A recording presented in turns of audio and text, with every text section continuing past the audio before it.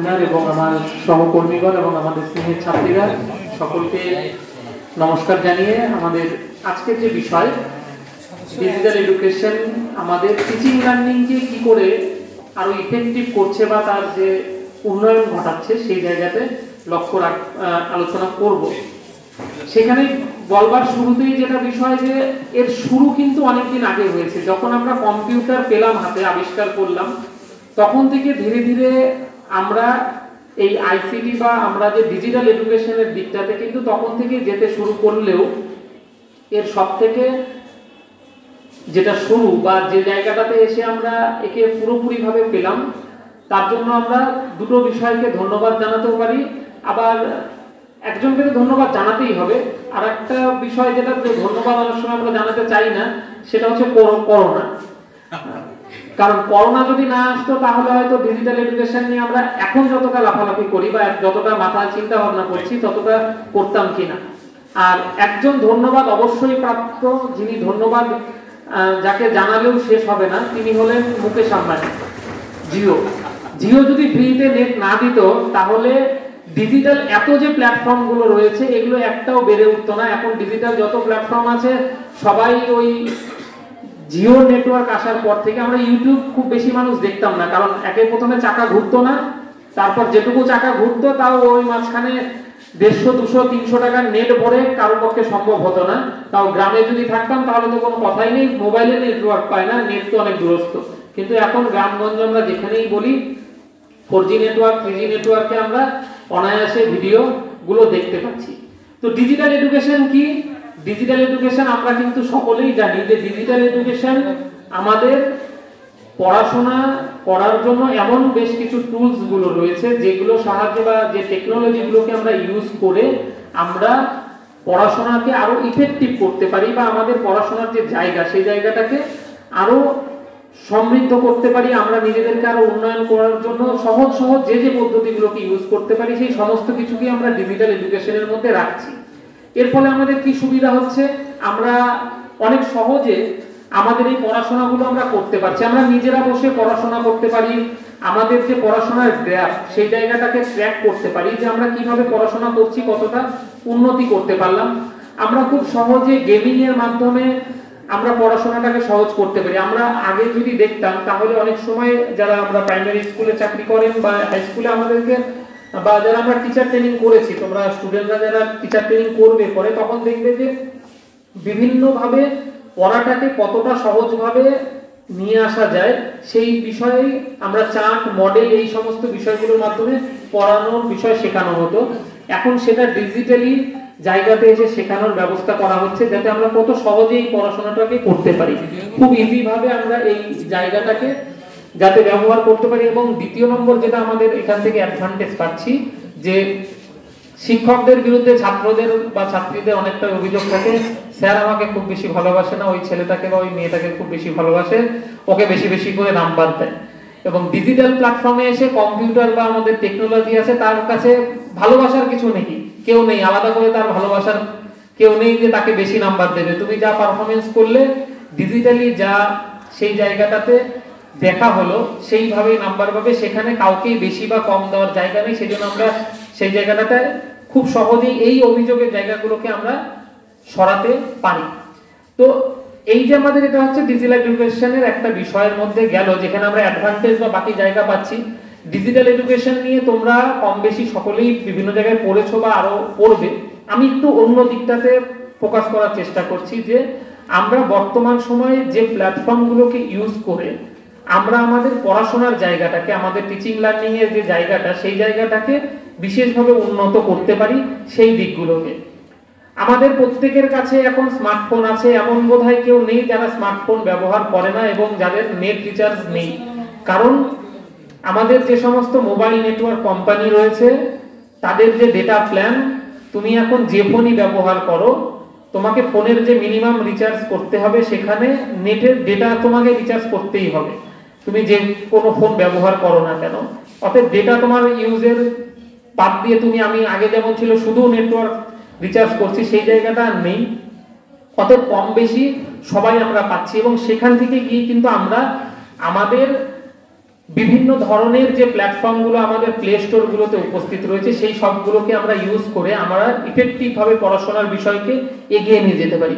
যেমন free Google বুক, যেমন আমরা ই লার্নিং বুকের কথা ম্যাডাম বললেন আমাদের লাইব্রেরিতে আছে, সেইভাবে আমরা গুগলে গিয়ে একটা দেখবে কম্পিউটারে 9টা হচ্ছে ডট ডটের একটা অংশ থাকে, সেখানে যদি ক্লিক করো সেখানে অনেকগুলো আইকন আছে, তার মধ্যে একটা গুগল বুক, এখানে তোমরা প্রচুর বই পড়তে পারবে। সেখানে তোমাদের শুধু বইয়ের নামটা যদি সার্চ করো সেখান থেকে গিয়ে যারা আমরা শিক্ষক মহাশয়রা রয়েছেন তারা এবং ছাত্রছাত্রীরা যারা আছে সবাই কিন্তু এখান থেকে খুব সহজেই আমরা বিভিন্ন বিষয়গুলোকে জানতে পারবো। আমরা ফেসবুকে সব থেকে বেশি সময় অতিবাহিত করি বা ইউটিউবে কি দেখে, রিল দেখে। একজন গড়ে আমরা প্রত্যেকে প্রায় সারাদিনে 8 ঘন্টা বা 9 ঘন্টা অবধি মোবাইল ফোন দেখি। স্ক্রিন টাইম আমাদের 6 ঘন্টার উপরে সবার চলে কম বেশি, সেটা আমাদেরও মোটামুটি চলে।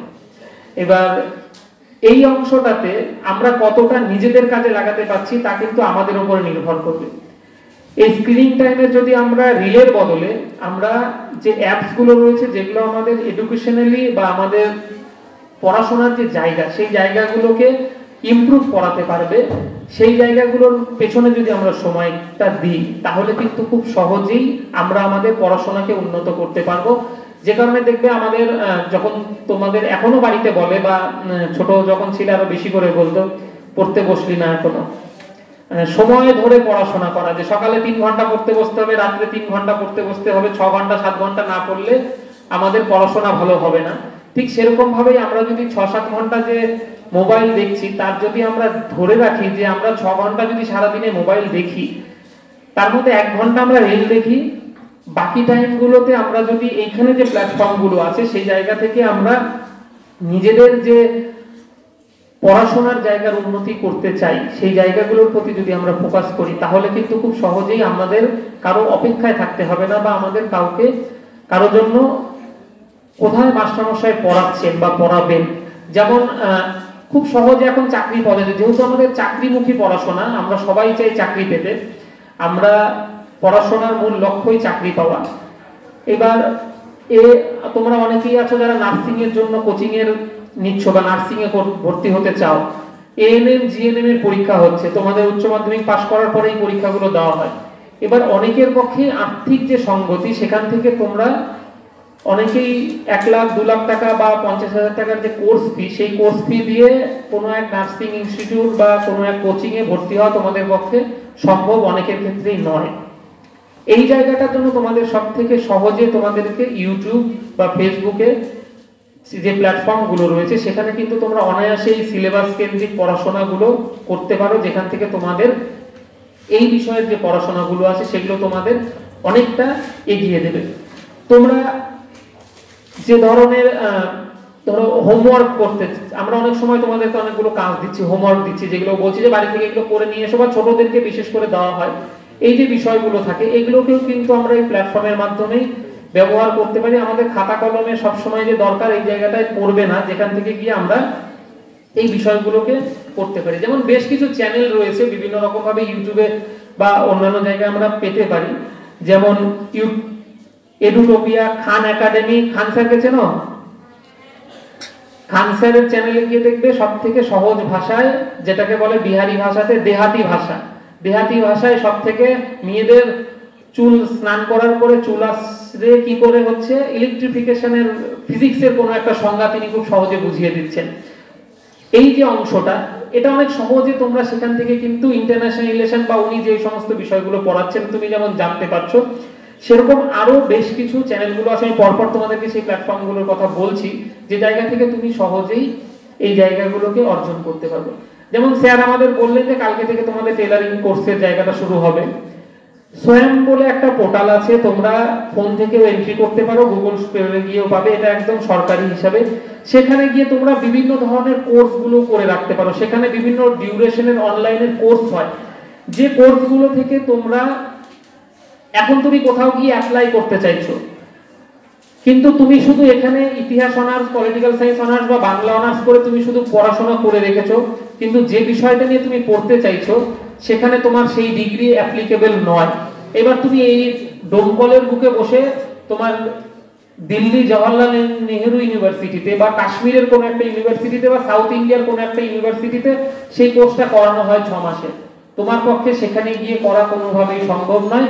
সেই জায়গাটা কিন্তু তোমাকে স্বয়মের মাধ্যমে তুমি পাবে। তুমি যদি স্বয়ম পোর্টালে গিয়ে সবসময় সার্চ করো, একটা নির্দিষ্ট সময় পর পরে সেখানে বিভিন্ন ইউনিভার্সিটি তাদের কোর্সগুলোকে অফার করেন, সেই কোর্সের পুরো স্টাডি ম্যাটেরিয়াল সেখানে দেওয়া হচ্ছে। এন্ড অফ দ্য কোর্স সেখানে পরীক্ষা নেওয়া হয়, পরীক্ষার পরে তোমাকে সার্টিফিকেটটা প্রদান করছে। এবং যেহেতু আমাদের কেন্দ্র সরকার বেশ কিছুদিন আগেই ঘোষণা করে দিয়েছেন যে অনলাইন এডুকেশন, ডিস্টেন্স এডুকেশন বা রেগুলার এডুকেশন যাই হোক না কেন তাদের সবার মূল্য একই, সেজন্য তুমি ডিস্টেন্সে যে এডুকেশন যে ডিগ্রিটা অ্যাচিভ করতে পারবে সেই ডিগ্রিটা দিয়ে কিন্তু তুমি অনায়াসে যে কোনো জায়গাতে কাজের জন্য অ্যাপ্লাই করতে পারবে। যদি তুমি শুধুমাত্র একটা ডিগ্রি নিয়ে বসে থাকো তাহলে সেটা সম্ভব নয়।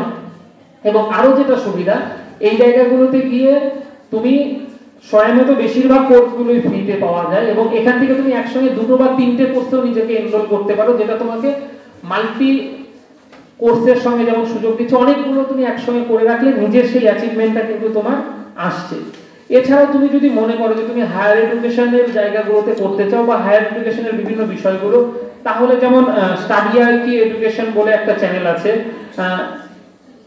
ওয়াইফাই স্টাডি আছে, আন একাডেমি বেশিরভাগ অংশটাকেই তারা পয়সা নিয়েই করে, আন একাডেমিতে ফ্রিতে সেভাবে পাওয়া যায় না কিছু, স্টাডি আইকিউতে কিন্তু ফ্রিতেই আমরা পাই বিভিন্ন জিনিসগুলোকে। মিস্টার ইন্ডিয়ান হ্যাকারস বলে আছে, ফান উইথ সায়েন্স আছে, জি কিডস আছে, লেটস টক। যারা আমাদের সবার একটাই সমস্যা, আমাদের ইংলিশ, আমরা ইংরেজিতে খুব দুর্বল সবাই এবং ইংলিশে কথা বলা, সেখানে লেটস টক বলে একটা চ্যানেল আছে যেখানে গিয়ে তুমি খুব সহজেই ইংরেজি শিখতে পারবে, তারা সেইভাবেই শেখায়। এর বাইরেও প্রচুর চ্যানেল আছে, প্রচুর প্ল্যাটফর্মগুলো আছে যেখানে বিনা পয়সায় শেখায়। তোমাকে তোমার যেটা সুবিধা বা তুমি যে জায়গাটাকে ভালো মনে করছো সেখানে গিয়ে তুমি তোমার ফোন থেকে যে ডেটাটা সার্চ করছো নষ্ট করছো সেটা শুধু সেইখানে যদি সার্চ করো তাহলে খুব সহজে তুমি সেইখান থেকে নিজেকে এনরিচ করতে পারবে।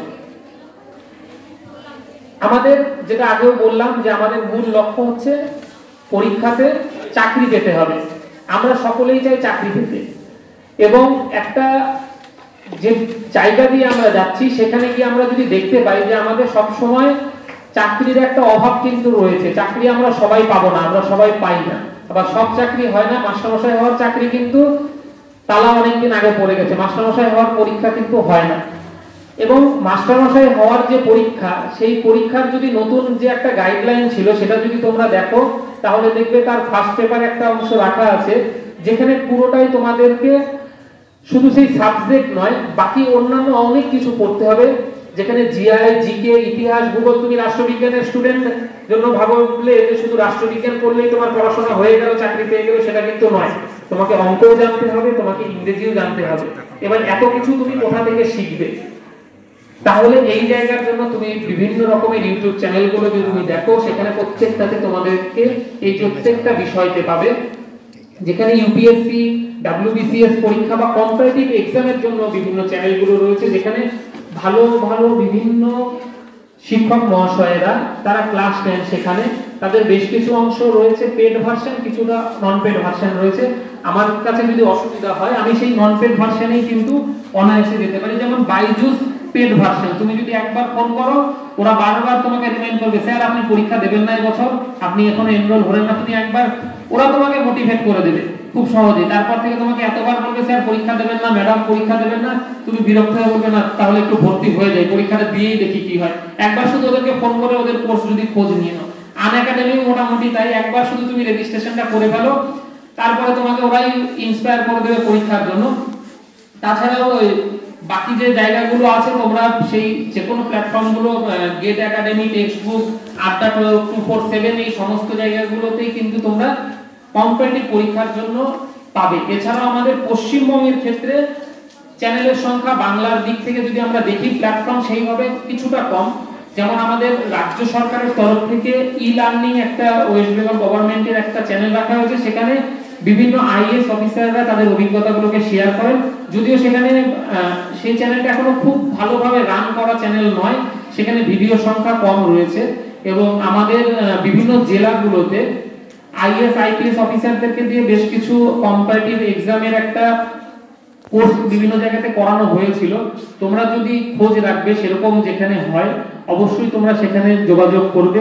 অফলাইনেও তোমরা যেমন সেই যোগাযোগটা করতে পারছো, ঠিক সেইভাবেই তোমরা কিন্তু এই কম্পিটিটিভ পরীক্ষার জন্য অনলাইনের এই প্ল্যাটফর্মগুলোতে ভরসা করতে পারো। যেমন আমাদের কেরিয়ার কাউন্সিলিং এর তরফ থেকে আমাদের যে সেল রয়েছে, আমাদের এর আগে এখানে রাইস থেকে তারা এসেছিলেন, তারা বিভিন্ন বিষয় বলে গেছিলেন। রাইসের যেমন অফলাইনে রয়েছে সেইভাবে কিন্তু রাইস স্মার্ট আমরা অনলাইনে তোমরা খুব সহজেই আমাদের পশ্চিমবঙ্গের মধ্যে এরা রয়েছে, এদেরকে তোমরা দেখে নিতে পারো বা এখানে গিয়ে তোমরা তোমাদের পড়াশোনার জায়গাগুলোকে করতে পারো, যেটা তোমাদেরকে অনেক সুবিধা দেবে, যা তোমাদেরকে আগামী দিনে এগিয়ে নিয়ে যেতে সহযোগিতা করবে তোমাদের যে কোয়ারি গুলো আছে সেই জায়গাতে। আর যদি চাকরি পেতে হয়, চাকরি পাওয়ার যদি মনে ইচ্ছা থাকে, তাহলে এখন থেকেই করতে হবে। এবং মোবাইলের যে স্ক্রিন টাইম তোমরা অতিবাহিত করছো, সেটা কিভাবে ব্যবহার করলে আজ থেকে 10 বছর পরে গিয়ে তুমি রিল্যাক্সে ঘুরে বেড়াতে পারবে, নাকি যেহেতু এখানে আমাদের গার্লস স্টুডেন্টই বেশি, নাকি শুধু রান্নাবাড়ি করে সময়টা কাটাবে, সেই ডিসিশনটা তোমার কিন্তু এখনই নিতে হবে যে তুমি কি করতে চাও। শুধু তোমার রান্নাবাড়ি করে ঘর সংসার করলাম তাতেই আমার হয়ে গেল, নাকি জীবনে নিজের একটা আইডেন্টিটি, যদি নিজের আইডেন্টিটি তৈরি না হয় তাহলে জন্মালাম মরে গেলাম, এই মাঝখানে কোনো কিছু নেই। জন্মেছি মারা যাবো একদিন, ঠিক আছে, এই মাঝখানটাতে আমি কি করে গেলাম সেটা সব থেকে বড় ফ্যাক্টর হিসাবে দাঁড়ায়। এবং সমাজ তোমাকে, তোমার আমার মতন প্রচুর মানুষ রোজ জন্মাচ্ছে, রোজ প্রচুর মানুষ মারা যাচ্ছে। আমরা ক্লাসে আজকে আলোচনা করলাম, আমরা মোটামুটি যদি জনগণনা হতো তাহলে আমরা জনসংখ্যা কততে যেতাম মোটামুটি, এখন কত আছি 120 কোটি, আমরা 2011 সাল থেকে প্রায় আছি। আমরা মোটামুটি 31 সালে যদি জনসংখ্যা গণনা করি তাহলে আমরা মোটামুটি 200 কোটিতে চলে যাব। আমরা তার বেশিও যেতে পারি, ক্লাসে এটা আরো ডিটেইলস আলোচনা হয়েছিল আমাদের। এবার এই জন্ম এবং মৃত্যুর মধ্যে তোমাকে আশেপাশে তোমার ফ্যামিলির লোকজন মনে রাখবে কিনা তার দায়টা তোমার, সেই ব্যবস্থা তোমাকে করে যেতে হবে। তুমি যদি নিজেকে প্রতিষ্ঠা করে যেতে পারো, স্বামী বিবেকানন্দকে আমরা মনে রেখেছি, এপিজে আব্দুল কালামকে আমরা মনে রেখেছি, এই মাঝখানে অনেকে জন্মগ্রহণ করেছেন, আমরা তাদের কাউকে মনে রাখিনি। তোমার এই জায়গাটা কি হবে সেই জায়গাটা তোমাকেই দেখতে হবে। এবার তার সঙ্গে আমরা শুধু আরেকটা জায়গা অ্যাড করব, সেটা হলো শুধু আমরা তো অনলাইনে পড়াশোনার কথা বলছি, অনলাইনে আমরা পড়াশোনা করলাম, এবার আমি সব সময় বসে আছি অনলাইনে পড়তে, আমার কি হবে, আমরা একটা ভিডিও মিম দেখি, আমি যদিও সার্চ করে পাইনি, ওটা তোমাদেরকে দেখালাম। একটা ভিডিও মিম চলে, দেখবে একটা মানুষ, মানে আমরা কি ছিলাম, আমরা আগে 4 পায়ে হাঁটতাম, তারপরে সেখান থেকে ধীরে ধীরে আমরা সোজা হয়ে দাঁড়াতে শিখলাম। এখন ফোন আসার পরে আমরা কি হয়েছি, আমরা আবার 4 পায়ের দিকে এগোচ্ছি, আমরা ধীরে ধীরে ঘাটটা এরকম সবসময় নিচু হয়ে থাকে আমাদের, এরকম করতে করতে একটা সময় হয়তো আবার আমরা ওই 4 হাত পায়ের জায়গায় চলে যাব, কারণ মাথাটা সবসময় আমাদের ফোনের স্ক্রিনের দিকেই আটকে থাকছে। এবার আমি অনলাইনে তোমাদেরকে পড়াশোনা করতে বলছি, আবার বলছি যে ফোনের এই জায়গাটাতে তোমাদের যে প্রবলেমের জায়গাগুলো আসবে, সেজন্য আমাদের ফিজিক্যাল হেলথের দিকেও কিন্তু অবশ্যই খেয়াল রাখতে হবে। আমরা যখন ডিজিটাল এডুকেশনের মাধ্যমে নিজেদেরকে এনরিচ করব, এখানে দেখো বেশ কিছু ছবি আছে যে জায়গাগুলোতে আমরা একটা 30 মিনিটের যদি আমাদের একটা ইন্টারভেল হয়, সেখানে আমরা 20 মিনিট বসে যদি কম্পিউটার বা ফোনে কাজ করি, তাহলে আমাদেরকে দাঁড়িয়ে থেকে অন্ততপক্ষে 8 মিনিট, সেটা ফোন হোক বা ল্যাপটপ হোক, সেই কাজটা করতে হবে। 2 মিনিট আমাদেরকে কিন্তু 30 মিনিটের ইন্টারভেলে আমাদেরকে হাঁটতে হবে। আমি যদি ভাবি সারাদিন বসে বসেই ফোন নিয়ে আছি, তাহলে কয়েকদিন পরে আমার অবস্থা হাসপাতালে যাওয়া বা তার থেকে বড় কিছু হতে পারে। আবার আমি যদি বসে ল্যাপটপে কাজ করি, তাহলে আমি কিছুটা উঠে গিয়েও কিন্তু কাজ করতে পারি। ডু আর ডু নট, এই যে অংশটা রয়েছে, বা আমরা অনেক সময় কি করছি, আমরা একদম নিচে ঝুঁকে যাচ্ছি, এই জায়গাগুলো আমাদের যে আমাদের শির দ্বারা রয়েছে বা আমাদের স্পাইনাল কর্ড, এই জায়গাগুলোকে কিন্তু আমাদের অনেক প্রবলেম করবে, যে জায়গার কারণে আমাদেরকে তখন আমরা গিয়ে বাড়ি থেকে আমাদের হবে যে ফোন নিয়ে সারাদিন পড়াশোনা করছিস, ফোন নিয়ে বসে আছিস, এই কারণেই তোদের এই সমস্যাগুলো। ফোন বন্ধ রাখ, আমি কি টাকা গাছে ধরে যে হচ্ছে বারবার তুই ফোন দেখবি আর আমি টাকা হচ্ছে ডাক্তারের কাছে দিয়ে আসবো। এবার ডাক্তারবাবুর কাছে গেলে ডাক্তারবাবু সঙ্গে সঙ্গে প্রেসক্রাইব করে দিলেন ফোন স্টপ করে দিন, মেয়ে ফোন বেশি দেখছে, সেই কারণে এই প্রবলেমগুলো হয়েছে। সেজন্য আমাদেরকে, যেমন আমরা অনলাইন এডুকেশনের মাধ্যমে নিজেদেরকে এনরিচ করব, সময়ের একটা নির্দিষ্ট অংশ আমরা ভাগ করে নেব, যে সময়টাতে আমরা ফোন, ল্যাপটপ যেটাই হোক, যেখান থেকে আমরা আমাদের প্রয়োজনীয় যে জায়গাগুলো আছে সেই পুরো ডেটাটাকে সেখান থেকে কানেক্ট করে নিতে পারবো, যেটা আমাদেরকে এনরিচ করবে। 3 ইডিয়টস এর সেই ডায়লগটা কি ছিল, কে বলবেন? 3 ইডিয়টস এর অ্যানসার কি বলেছিল? জ্ঞান চারোতারা ফেলা হয়, বা এরকম কোনো কিছু বলেছিল, যে জ্ঞান চারিদিকে রয়েছে, তোমার যেটুকু প্রয়োজন তুমি সেগুলোকে নিজের কাছে নিয়ে নাও। ঠিক সেরকমই ডিজিটাল প্ল্যাটফর্ম আমাদের সেই জ্ঞানের জায়গাটার চারিদিকে পড়ে রয়েছে। তুমি কি চাও? ওপেন রিসোর্স হিসাবে সব জিনিস চারিদিকে প্রচুর পরিমাণে রয়েছে। আমি এখানে কয়েকটা জায়গার নাম বললাম, এরকম 1000টা প্ল্যাটফর্ম রয়েছে। তুমি তোমার সুবিধা মতন সেই জায়গা সার্চ করে নিয়ে যে ভাষাটা বা যার কথাটা তোমার ভালো লাগছে তুমি সেটাকে বের করে নিয়ে এসো, দেখে নিয়ে তুমি নিজেকে এনরিচ করো। আমি এখানে স্টাডি আইকিউর কথা বললাম জন্য যে স্টাডি আইকিউ তোমার ভালো লাগতে হবে এমন কোনো কথা নেই। খান স্যারের চ্যানেল আমার ভালো লাগে জন্য তোমার ভালো লাগতে হবে এমন কথা নেই।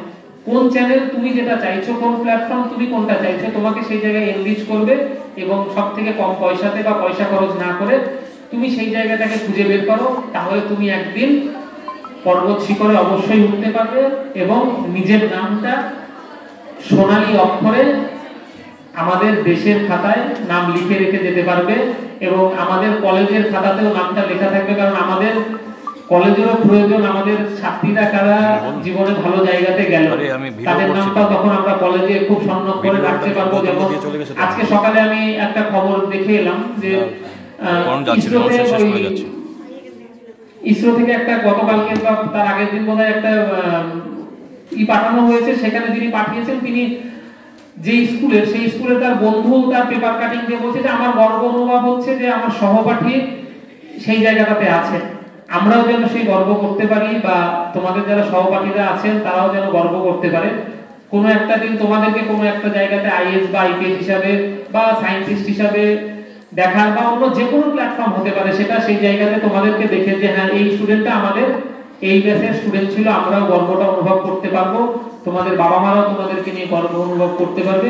এই বলে আমি আমার এই বক্তব্য এখানে শেষ করছি। সকলকে অনেক ধন্যবাদ, এডুকেশন ডিপার্টমেন্টকে অনেক ধন্যবাদ আমাকে